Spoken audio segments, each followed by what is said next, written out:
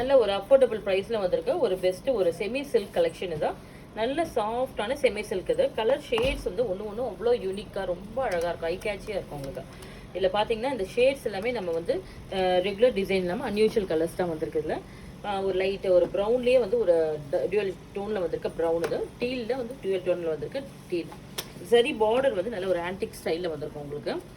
இது பார்த்தீங்கன்னா வந்து பல்லு வந்து ஷார்ட் பல்லு, கலர் நல்லாயிருக்கும். அது ப்ளவுஸ் வந்துட்டு நமக்கு கான்ட்ராஸ்ட்டாக ரொம்ப பியூட்டிஃபுல்லாக வந்துருக்கும்.